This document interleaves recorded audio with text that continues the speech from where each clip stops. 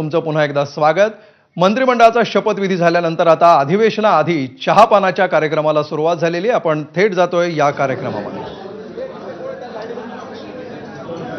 विरोधकांनी या कार्यक्रमावर सध्या बहिष्कार घातलेला आहे आणि हे सरकार दलित विरोधी असल्याचा, संविधान विरोधी असल्याचा देखील आरोप करण्यात आलेला आहे। आणि या मंत्रिमंडळाच्या शपथविधीनंतर आता लगेचच चहापानाच्या कार्यक्रमाला सर्व आमदार आणि नव्याने शपथ घेतलेले मंत्री पोहोचलेले आहेत। दिलेली निश्चित या संधीचं सोनं करण्याचा प्रयत्न भविष्यामध्ये माझ्यासारखा कार्यकर्ता प्रामाणिकपणे करेल। कुठेतरी अडीच वर्षाच्या फॉर्म्युला संदर्भात देखील बोललं जात आहे। कशा प्रकारे बघताय याकडे? कुठेतरी या बाबतीमध्ये जे आमचे नेते निर्णय घेतील तो निर्णय आम्हा सर्वांना मान्य राहणार आहे। कोणत्या खातं अपेक्षित असेल? जे मिळेल ते खातं तर हे होते दत्ता मामा भरणे की ज्यांच्याकडनं स्पष्ट करण्यात आलं की कोणतंही खातं अपेक्षित नाही, त्या हिशोबाने आपण काम करू।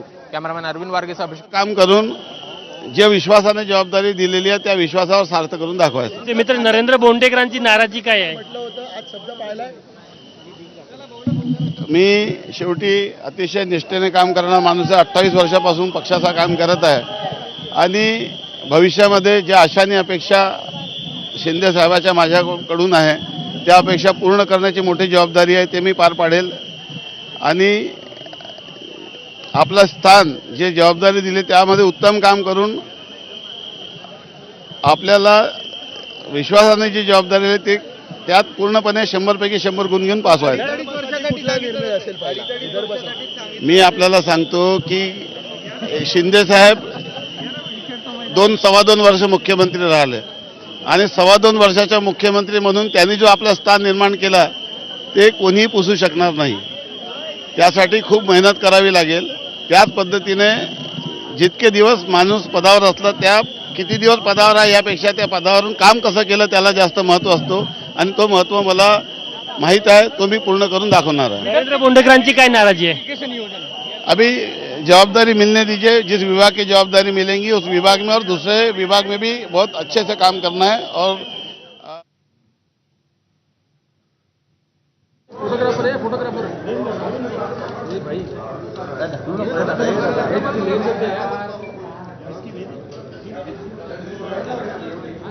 आपण पाहतो आहोत मुख्यमंत्री देवेंद्र फडणवीस, उपमुख्यमंत्री एकनाथ शिंदे आणि उपमुख्यमंत्री अजित पवार हे सध्या चहापानाचा आस्वाद घेताना आपण पाहतो आहोत। मंत्रिमंडळाच्या शपथविधीनंतर आता उद्यापासून अधिवेशन सुरू होत आहे आणि अधिवेशनाच्या पूर्वसंध्येला प्रथेप्रमाणे या चहापानाच्या कार्यक्रमाचं आयोजन करण्यात आलेलं आहे। या चहापानाला विरोधकांना देखील आमंत्रित करण्यात आलेलं होतं, मात्र विरोधकांनी या चहापानाच्या कार्यक्रमावर बहिष्कार टाकलेला आहे।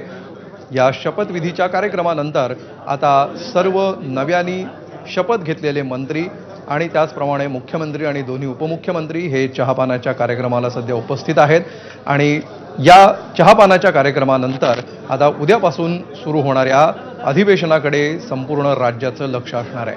त्यापूर्वी खातेवाटपाची चर्चा, खातेवाटपामध्ये नेमकं कुठलं खातं कोणाच्या नावे जाणार, कोणाला कुठलं खातं मिळणार याची देखील उत्सुकता असणार आहे। सगळ्यात महत्त्वाचं म्हणजे या शपथविधीपूर्वी काही तास जी महत्त्वाची बातमी आली की राष्ट्रवादी आणि शिवसेना विशेषतः या दोन्ही पक्षाच्या सर्वोच्च नेत्यांनी म्हणजे अजित पवार आणि उपमुख्यमंत्री एकनाथ शिंदे यांच्या पक्षाकडून जाहीरपणे 2.5 वर्षांसाठी हे मंत्रिपद असेल अशा प्रकारे धोरण निश्चित करण्यात आलं, जाहीर करण्यात आलं। शिवसेनेच्या शपथ घेणाऱ्या आमदारांकडून तसं सही घेऊन शपथपत्र देखील घेण्यात आल्याची माहिती आहे।